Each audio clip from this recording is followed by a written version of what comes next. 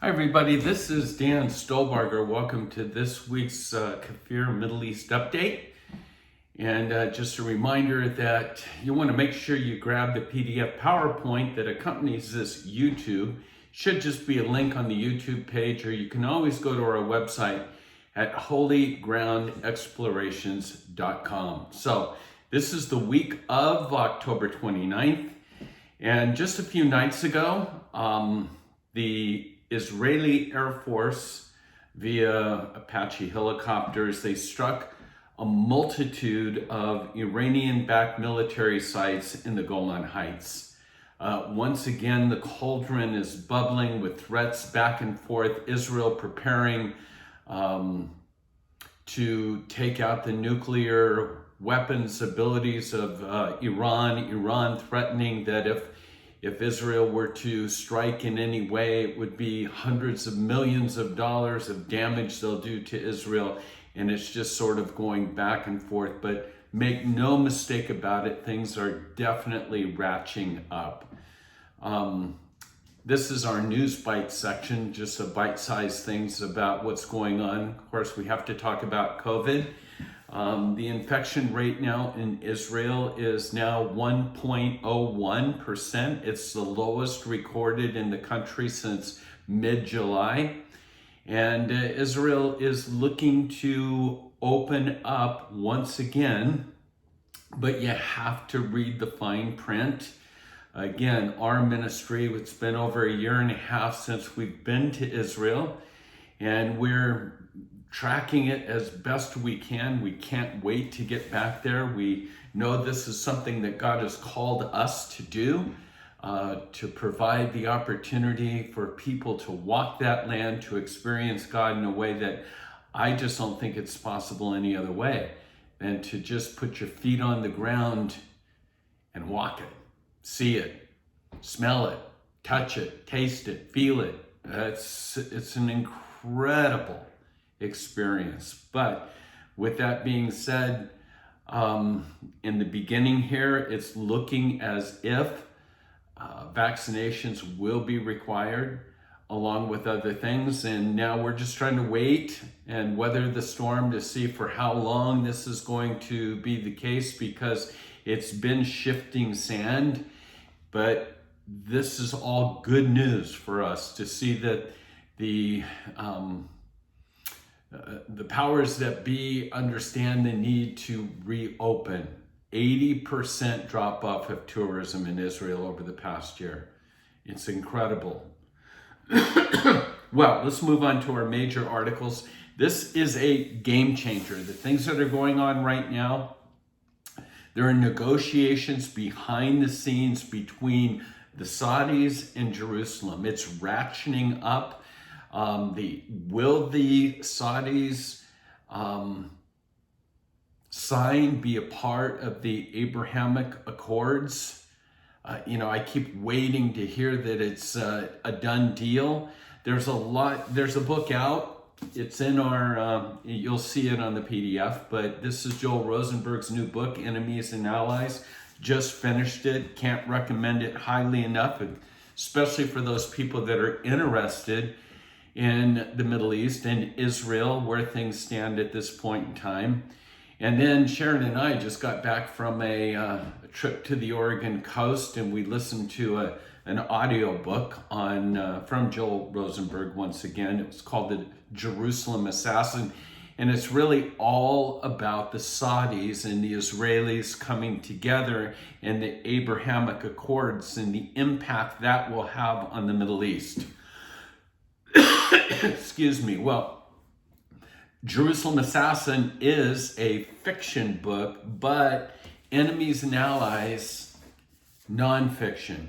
And again, if you get a chance, pick it up, read it. You're going to find it fascinating to see what's actually going on as I speak right now behind the scenes. Can you imagine the impact that will take place in the entire Middle East if and when the Saudis come on board with the Abrahamic Accords?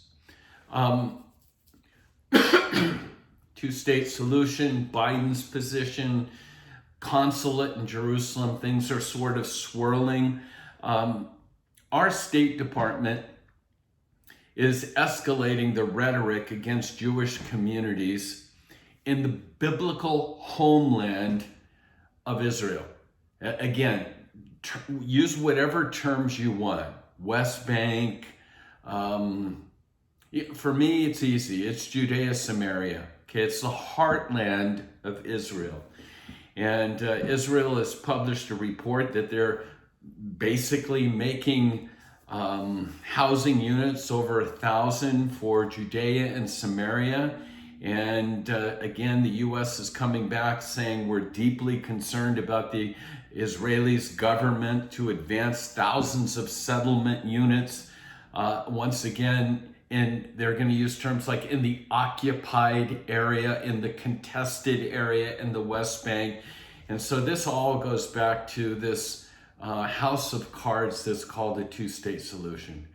And so the Biden administration is going to hammer this. Okay, we know it because it's really just the ongoing rhetoric and decisions of the Obama administration. And so with that being the case, the U.S. is going to say this damages the prospects of a two-state solution. So as Israel's doing that, the Biden administration now is saying, then we are going to put a consulate in Jerusalem. Essentially what they're saying is we're going to divide Jerusalem. Remember, it's the united, eternal capital of Israel. But Biden has a plan that would divide, once again, Jerusalem, and really put the kibosh on any chance for peace. The Palestinians will be entrenched. They're getting something for nothing, right? That's the whole concept of the Palestinian position, is that, when whether it's the Oslo Accords or whatever it may be, 97% of their demands were met, and they still said no. No negotiation, no recognition of Israel. It's the no's, okay? And they're playing the wait game. That's all they're doing. They don't have to do anything, which they haven't, and already look what's being offered to them. Again, an entrenchment into Jerusalem. If there is a two-state agreement, the idea has always been that the capital of the Palestinian aspect should either be Ramallah. Well, that's really what the choice should be. But again, the Palestinians are going to hold out and say, no. Jerusalem is our capital. So we're seeing settlements in the West Bank, and then the counterbalance to that is this possibility of a consulate for the Palestinians being opened up in Jerusalem. And it's causing a firestorm. There's just no doubt about that. Now we go back to Israel and Iran. And basically Israel is saying, on our watch, we will not allow the Iranians to have the capacity to have a nuclear weapon. And so they are preparing a plan in which they are investing millions of dollars in a plan to take out the possibilities of Tehran having a military nuclear weapon. So Iran's catching wind of this, and so it's pushback. So Ali Shamakhani, one of the high-ranking officials in Iran, the Revolutionary Guard, he's threatening Israel. His comments are, if Israel attacks Tehran over the nuclear program, our response will cause tens of thousands of billions of dollars that would be necessary for the Jewish state to rehabilitate their country. So tens of thousands of billions of dollars. So once again, when it's going to happen, the question is, when will it happen? How far away are they? Will there be, will the U.S. cave and in a sense go back to a nuclear agreement plan or whatever with Iran, which is a sham, as we all know anyhow. But we're in that sort of wait and see period of time, thinking that the decision and all of this is not years away, it's weeks and months away. Somewhat troubling but understandable is the new relationship between Israel and Russia. Israel's obviously very deeply concerned about Moscow's presence on the Golan. It seems like they're cozying up to Iran and China.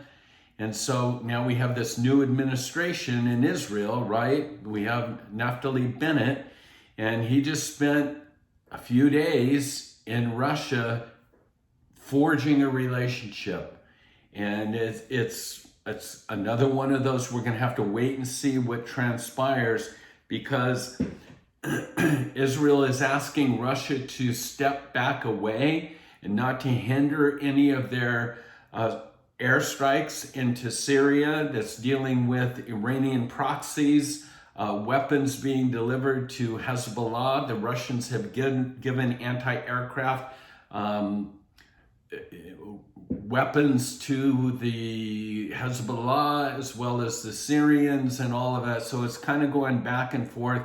And I think it's necessary for Israel and Russia to forge some sort of agreement. The bottom line is that Bennett's government's so flimsy to begin with that any one of these events, COVID, the consulate in Jerusalem, the Palestinian issue, the situation with Iran, Russia, any of those things can just, in a sense, create the collapse of his administration. And as we all know, Benjamin Netanyahu, the head of the opposition, is still just waiting in the wings.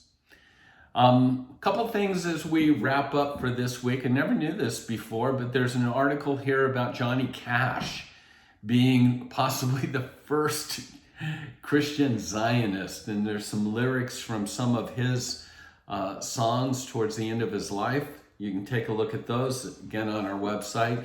And then, I'm sitting there thinking, at what point do we have to understand the evils of the BDS movement, the rise of anti-Semitism in our days? As simple as it is, the situation with Ben and Jerry's, BDS and all that. But none of that equals what's come out recently in Italy. Take a look at this picture. And it's just entitled Anti-Semitism of 2021. How can any company do such a horrific thing? This Italian company is a disgrace. They are promoting Jew hatred. You see the picture on the wine bottles? Hitler. Hitler's pictures are all over the wine bottles, and you have the option to choose which label you want in order to honor the Third Reich. No words. Truth spoken here. This is reality. This is what's transpiring. So I do want to say this. There's a slide there that really depicts me. It says Dan Stolberger's status, coffee cup with writing on it that simply says, I don't need therapy. I just need to go to Israel. And so that's truth spoken here, believe me. But I do want you to know that we are beginning in the first stages. We do have dates for Israel in 2022. And we're waiting to see what the restrictions are, but we can't wait too much longer to begin the process of seeing how many people would be interested in going with us to Israel. The Israel dates are March 27th through April 5th. And we're going to have a pre-trip for those that would be interested in experiencing Poland. both Warsaw, the Warsaw Ghetto, the museum in Warsaw is incredible, but of course from there to Krakow and to Auschwitz, Schindler's factory, things such as that. For me, having been there a couple times, it's a must see, a must experience for believers, I believe, in this day. When we see this anti-Semitism on the rise, we have to understand what those words truly mean.